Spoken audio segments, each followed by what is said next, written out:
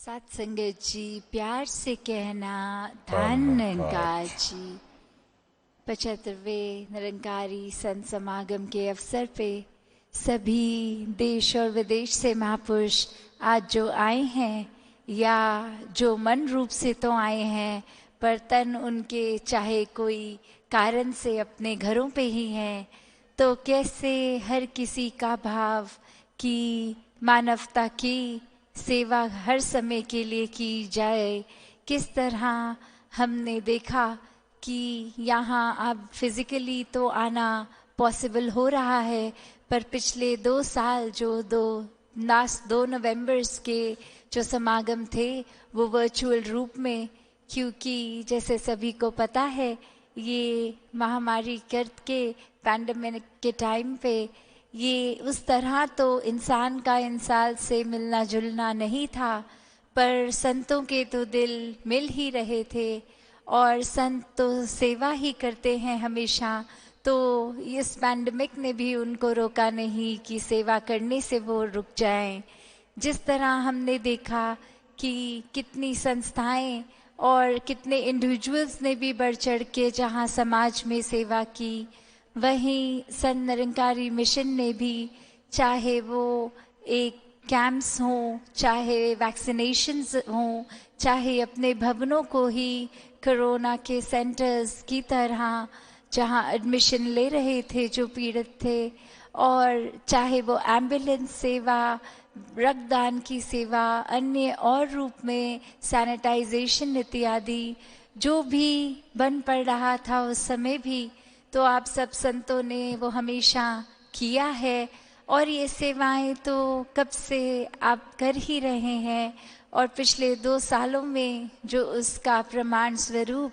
कि कैसे दुनिया में जहां मानवता को ही प्रबल किया है, इस मानवता का एक सबूत जो एक इंसान के मानवीय गुण होते हैं वो दर्शाते हुए हमेशा संतों ने पूरी दुनिया का एक परोपकार किया है, पूरी दुनिया के लिए वरदान बने हैं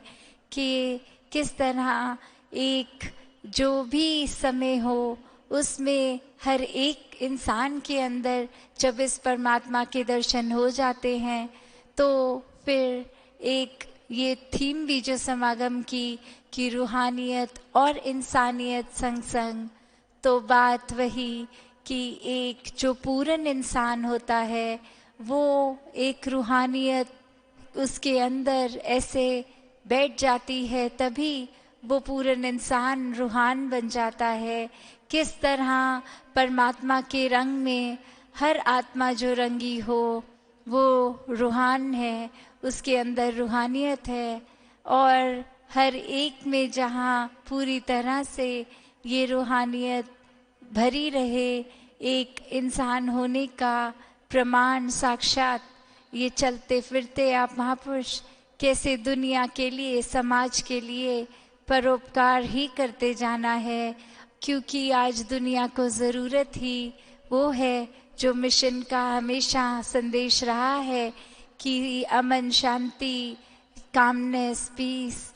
करुणा, दया मन में जब तक हो तो फिर चाहे वो कोई भी माहौल हो। चाहे हमने देखा संसार में पिछले ये 2 सालों से जहाँ पैंडेमिक तो हुआ, पर एक वो वॉर की भी स्थिति हुई कि इंसान के बीच में जो दीवार खड़ी कर रहे हैं मनों के, जो एक दिल से दिल के अंदर नफरत है, वो बात कि जब एक इंसान को दूसरे इंसान में परमात्मा नजर आए तो फिर ये दीवारें नहीं बनती, ये वॉल्स तो मन की टूटती हैं, दिल से दिल तक पुल बनते हैं, ये ब्रिजेस बनते हैं, फिर ये एकत्व की भावना मन में घर करती है कि कैसे इस एकत्व जब एक आत्मा और परमात्मा का हो जाता है तो फिर ये संसार में भी एकत्व करना का एक पॉसिबल हो जाता है। फिर सब अपने लगते हैं, अपनत्व का भाव लगता है, फिर एक मन मुटाव एक दूसरे से नहीं होते। सबको पता है कि ये शारीरिक यात्रा तो कुछ सालों की ही होती है, पर ये आत्मा जब अपना असली रूप इस परमात्मा के साथ मिल जाती है ब्रह्म ज्ञान द्वारा, तो फिर एक वो हर समय की बात, ये मुक्ति की बात, ये सैल्वेशन की बात, तो किस तरह हर एक मानव, पूरे इंसान का, जहाँ सुख चैन में अपने जीवन को बिताए, वहाँ अपना जीवन परोपकार में, मानवता की सेवा के लिए लगाए, और वो सेवा एक निरीक्षित रूप हो, जहाँ निष्काम रूप हो उसमें, कि किसी डर के वजह से नहीं कि आज कोई अच्छा कर्म करते हैं, आज कोई सेवा करते हैं, ताकि एक हमारे साथ जीवन में अच्छाई ही बीते, पर वो बात कि एक अच्छाई हमारे अंदर 24 घंटे ही होनी चाहिए, क्योंकि हम इंसान हैं, क्योंकि हमारे अंदर दैवीय गुण है, ये रूहानियत है।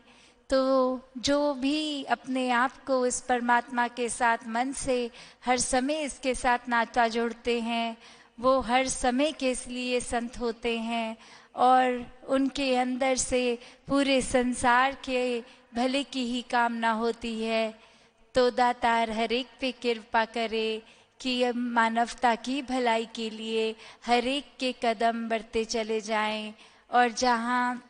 75 इयर्स ये समागमों को भी हुए हैं, वहाँ देश की भी आज़ादी की बात जो ये 75th ईयर मना रहे हैं, तो ये शरीर आज़ाद होने ही काफ़ी नहीं है, रूहों को भी आज़ाद होना है, और ये रूहों की आज़ादी ही तब है जब परमात्मा के रंग में इसकी पहचान करके, इसके साथ मिलके अपने जीवन में जीते जिए भी एक अच्छे गुणों से, एक मानवीय गुणों से जीते चले जाएं, और फिर ये जीवन की यात्रा उम्र होने पर भी, ये ओवर होने पे भी, आँख मूंदने पर भी, फिर ये एक मुक्ति भी हासिल हो। दातार हर एक पे कृपा करे। सात संगत जी, धन निरंकार जी।